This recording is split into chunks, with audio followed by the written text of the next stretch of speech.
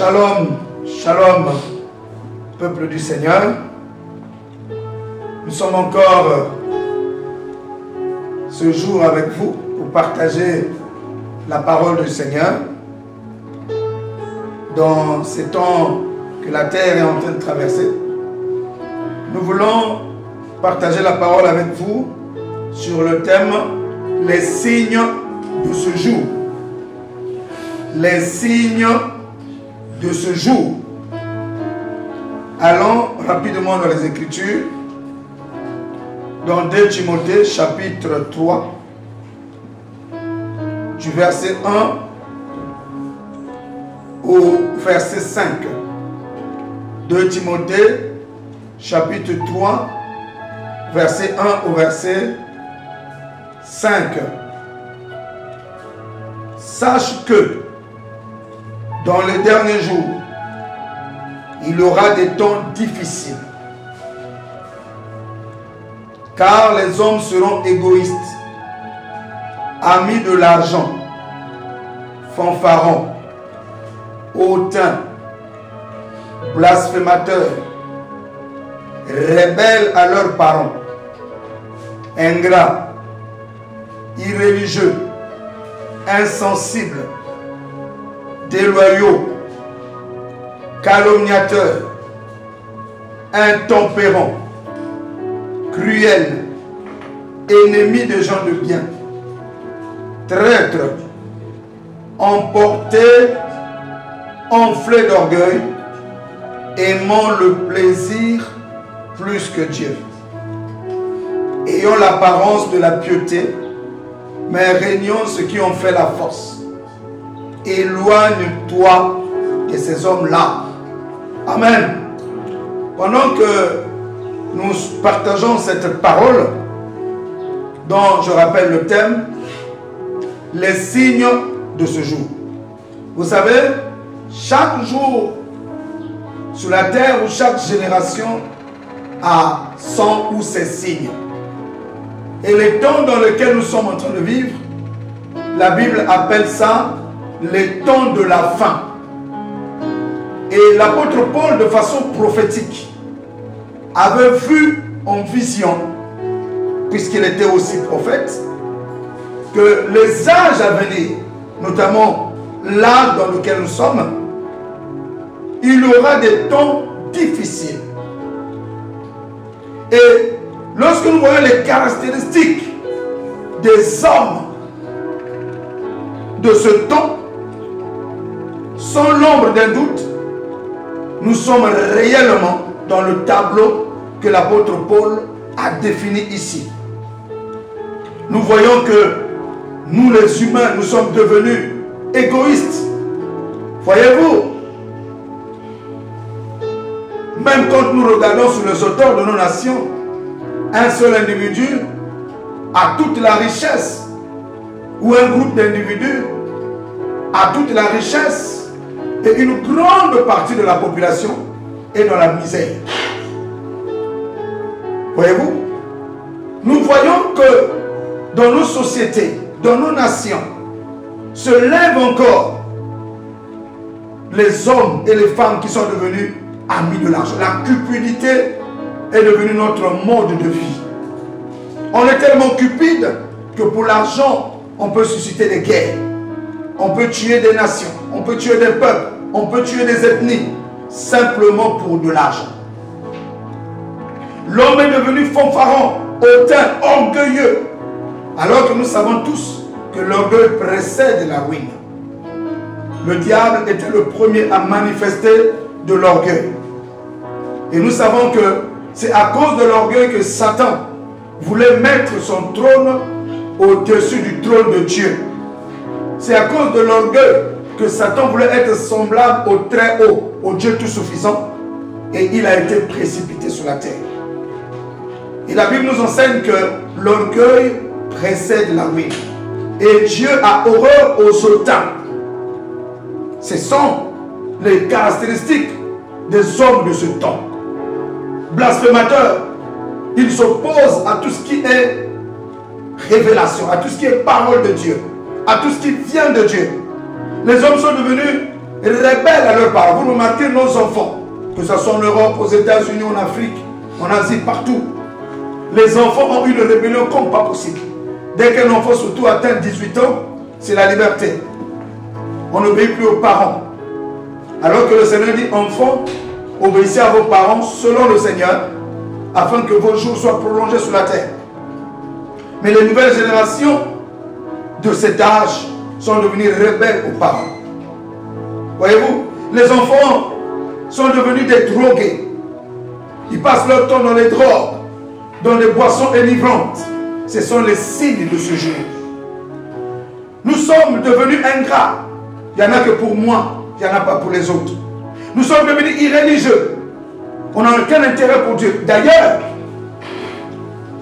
dans les âges passés, dans les années 1800, 1700 et même 1900, la Bible était autorisée dans les établissements scolaires, dans nos nations. Dieu était au rendez-vous. Il y a certaines constitutions qui étaient calquées, marquées sur la parole de Dieu. Des présidents, parfois avant de célébrer des conseils de ministres, appelaient Dieu d'abord. Mais aujourd'hui, Dieu a été chassé de nos maisons, chassé de nos États, chassé de nos écoles, chassé de l'éducation de nos enfants. On commence même à apprendre aux enfants la liberté de jouir de leur sexe, même à l'âge de 10 ans, 15 ans. L'homme, sous prétexte de la liberté, est devenu rebelle. Au lieu d'adorer le véritable créateur, l'homme adore maintenant la créature, les animaux, les oiseaux, les moutons, les cabris. Alléluia. L'homme est devenu un calomniateur.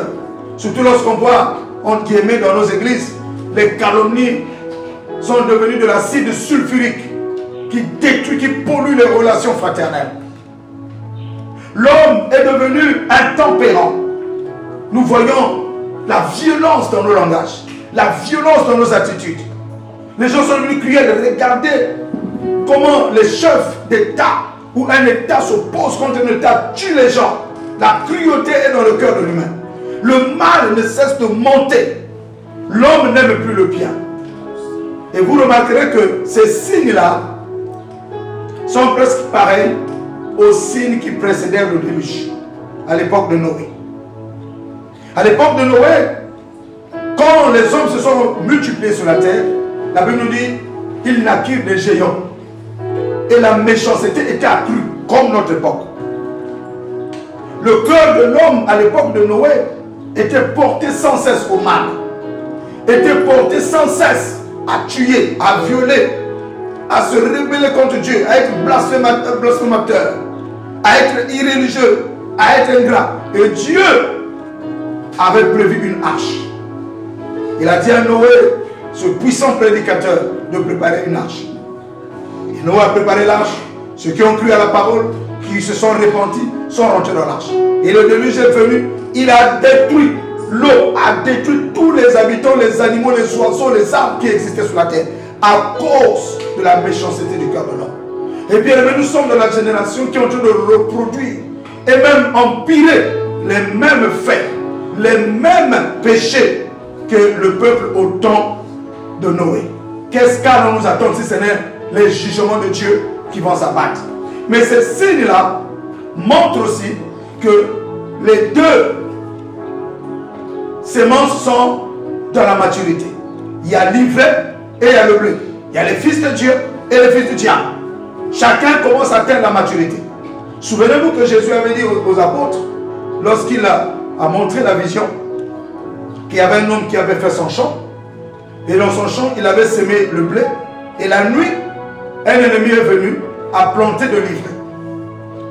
Et les moissonneurs ont dit, veux-tu que nous partions arracher l'ivraie? Il dit non, laissez-les croître ensemble. Voyez-vous, c'est l'âge où le bon et le mauvais sont ensemble. Même dans les églises, partout dans la société. Le mal cohabite avec le bien. L'amour cohabite avec la haine. C'est l'âge dans lequel nous sommes.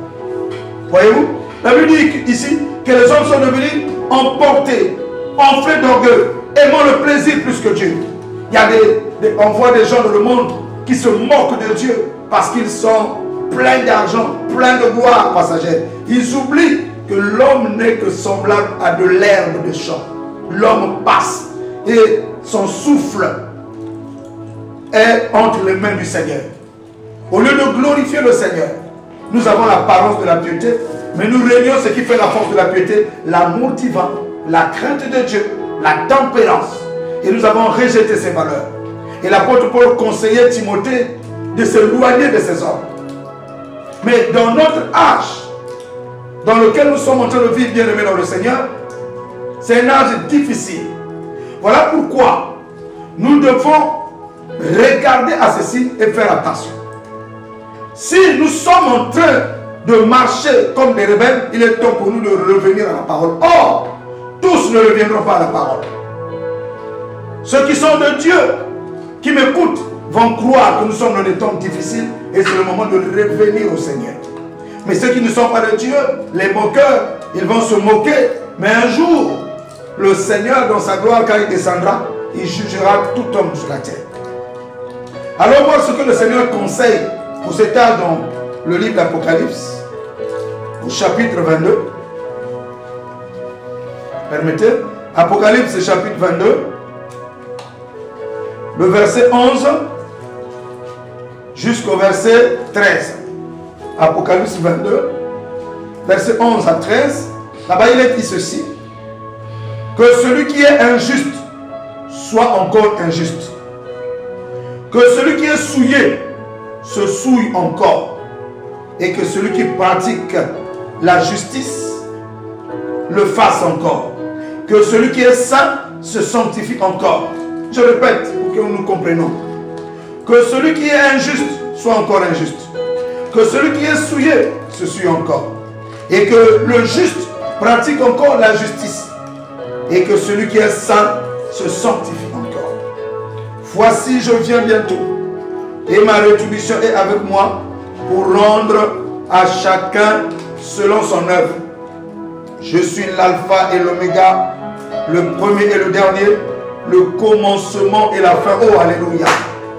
Gloire à Dieu, parce que ces jours dans lesquels nous sommes avec tous ces signes, ce sont des signes précurseurs qui annoncent le retour de Christ, l'avènement du Seigneur. Souvenez-vous que la terre a été soumise à vanité.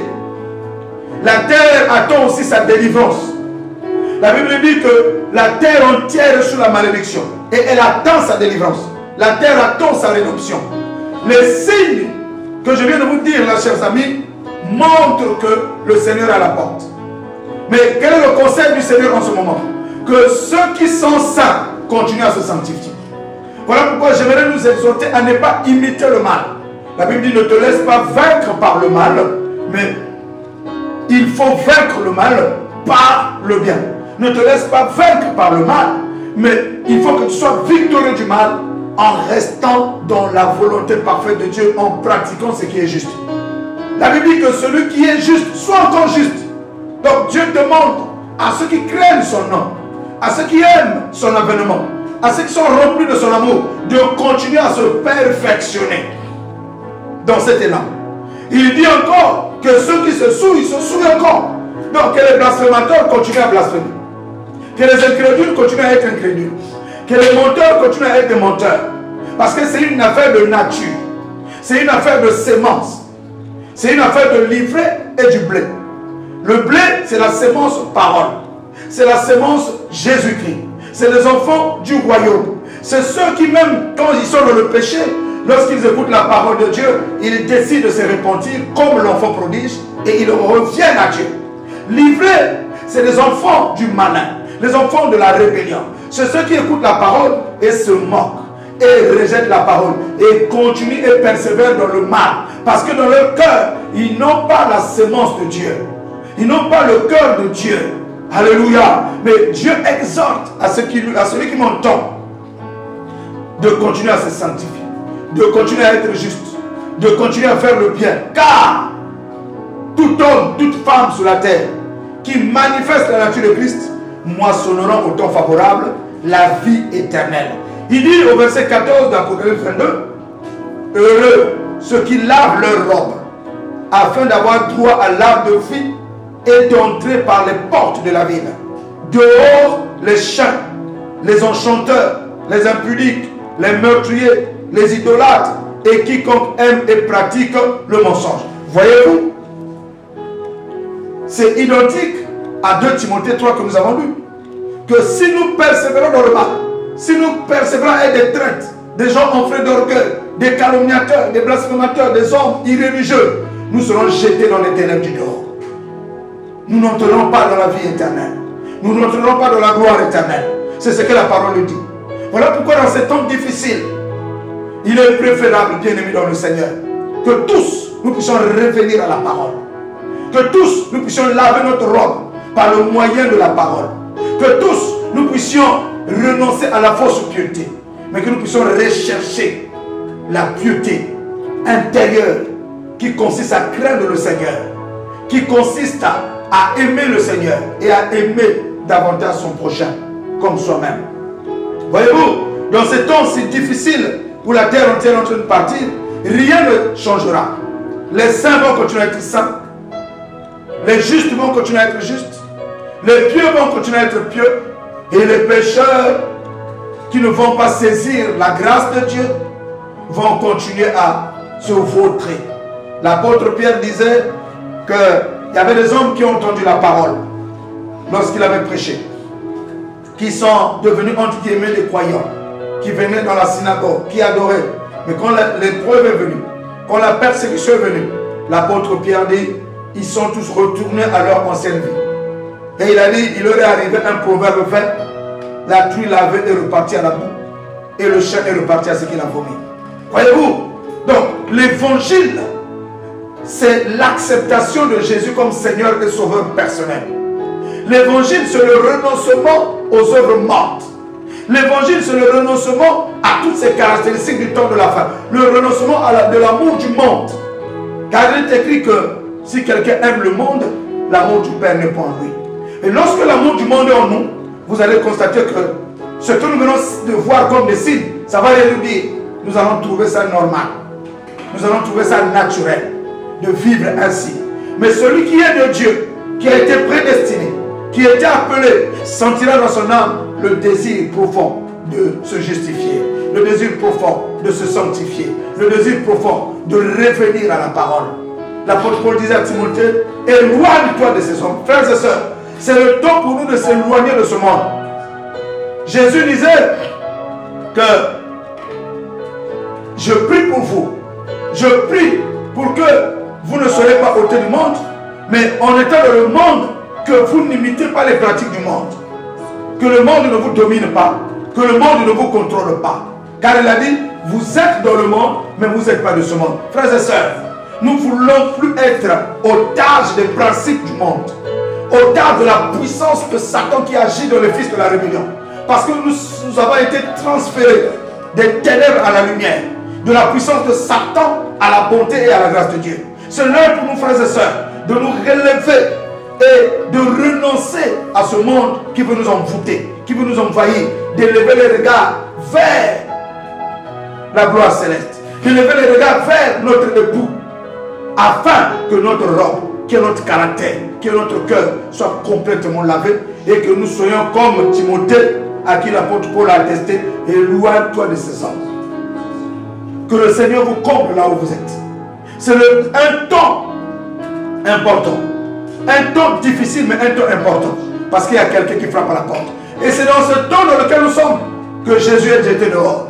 Parce que les hommes sont devenus irréligieux. Les hommes sont devenus blasphémateurs. Les hommes sont devenus des gens d'église, mais Christ n'habite pas dans les cœurs. C'est là dans lequel le Seigneur est en train de frapper à la porte de chacun de nous. Il est en train de dire, si tu ouvres, je rentrerai chez toi. Je m'asseillerai chez toi. Je souperai avec toi et toi avec moi. Ce n'est pas un message Seigneur aux païens, mais surtout à nous qui partons l'église, mais qui avons jeté la piété. Nous avons une piété extérieure, mais au-dedans de nous, nous sommes des ossements desséchés, nous sommes des tombeaux blanchis, manquant de la piété, manquant de la douceur, manquant de l'amour fraternel, manquant de l'amour divin, manquant de la justice divine, manquant de la vertu. Bien-aimés, c'est un âge mauvais, c'est un temps sombre, c'est un temps difficile. C'est le moment de retrouver l'âge. L'âge qui est la parole de ce jour. L'âge qui est la parole de maintenant. Et notre âge, c'est Jésus-Christ. lui qui est le pain de vie. La Bible nous dit ceci, c'est par ce mot que je vais terminer cet encouragement. La Bible nous dit que quiconque suit le Seigneur, j'aime répéter ça, c'est formidable. Quiconque suit le Seigneur ne marchera pas dans les ténèbres, mais il aura la lumière de la vie. Et Jésus dit encore que si tu viens à moi, tu manges ma chair, tu bois mon sang, tu as part à ma vie, tu as part à la vie éternelle. N'oubliez jamais, bien-aimés dans le Seigneur, que le monde avec ses trésors périra. Le monde avec ses trésors périra. Tout passera. Mais Christ et les élus et ceux qui reçoivent la parole et qui défient les signes des temps et qui vivent au-delà du temps régneront avec Christ dans la gloire et dans l'éternité. Le problème n'est pas de dire comme je suis dans le monde, je dois faire comme le monde. Non, nous avons reçu la grâce de la parole, la foi et la grâce. La Bible dit que c'est par l'abondance de la grâce et le don de la justice que nous régnons sur la terre. Donc nous avons le pouvoir et la capacité de ne pas suivre le monde, de ne pas faire comme le monde.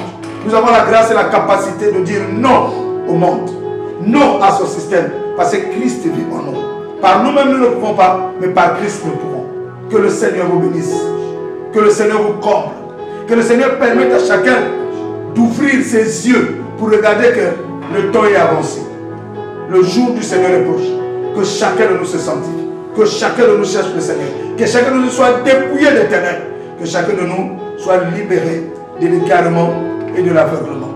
Que le Seigneur vous bénisse. Nous allons prier afin que le Seigneur approche nos cœurs de plus en plus de lui, afin que le Seigneur permette que nous soyons capables de lire ces temps, que nous ne marchions pas comme des aveugles, que nous ne nous éloignions pas de lui, au contraire, que nous puissions davantage nous approcher de lui.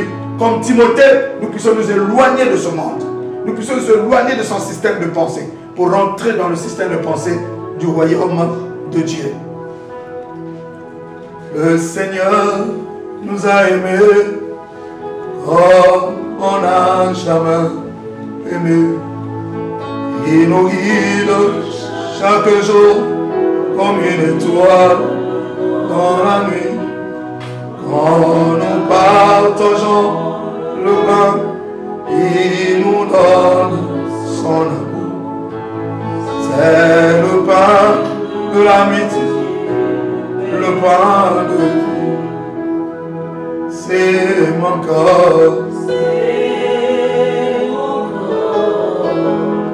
prélisé. C'est mon sang, oh oui, prélisé, buvez.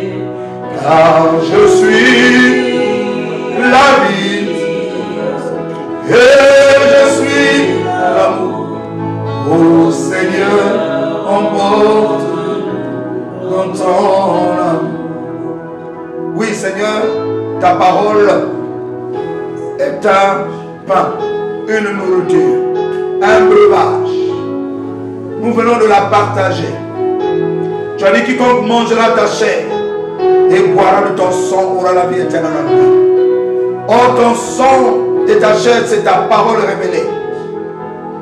Parole pour laquelle tu es venu mourir au bois du calvaire, pour nous rendre libres de ce système satanique et démoniaque. Il est écrit que le monde entier est sous la puissance du diable. Mais Christ est venu, non avec le sang des boucs et des taureaux, non avec le sang des agneaux, mais avec son propre sang. Il s'est offert comme un agneau, sans tache, sans défaut, ni rien de semblable. Il mourut au bois du calvaire. Il a conquis l'enfer. Il a conquis le péché. Et il a rendu libres les hommes et les femmes qui étaient retenus captifs par le diable et son armée de démons. C'est pour cette raison, Père, nous sommes dans la joie de manger cette parole. Et nous sommes dans la joie de s'identifier à la parole. Dans ces temps si difficiles, dans ce jour de ténèbres, toi seul est notre lumière.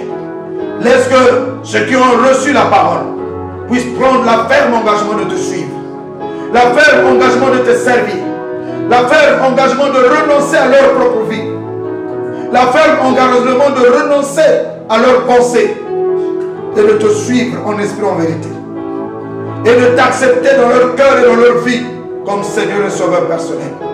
Et tu nous accordes la grâce à nous qui avons cru de nous relever et de nous secouer de la poussière de mort pour revêtir Christ et laver notre robe par le moyen de l'écoute de ta parole. Sois loué, sois béni. Et dans ta main de grâce, guéris ceux qui sont malades, guéris ceux qui ont le cœur brisé, console les abattus, relève les faibles. Seigneur, nous t'attendons. Oh, nous pouvons dire, viens Seigneur Jésus, accorde-nous la grâce de nous disposer à t'écouter. Réveille notre entendement spirituel et ouvre nos yeux pour que nous regardions aux choses invisibles, les choses que le monde n'a pas saisies. Car s'ils avaient saisi ça, ils n'auraient pas crucifié le Seigneur de gloire. Merci Seigneur de nous garder dans ta présence dans ce jour mauvais. Permets-nous Seigneur de nous perfectionner à ton image et selon ta ressemblance, afin que quand la trompette sonnera, nous serons ce jour-là disposés à rentrer dans la gloire.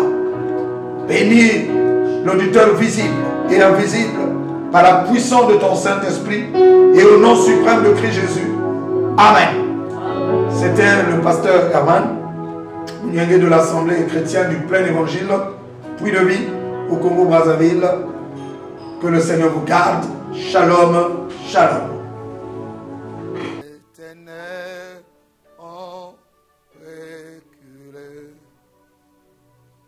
Devant l'œuvre de la croix, devant la immolée, et le sang versé pour moi,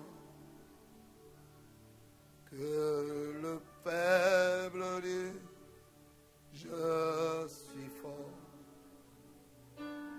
Que le pauvre dit, je suis riche. Que l'aveugle dit, je peux voir ce que Jésus a fait pour moi. Hosanna, Hosanna à l'agneau. Oh, oh, Jésus est ressuscité. Hosanna. Oh, à l'agneau.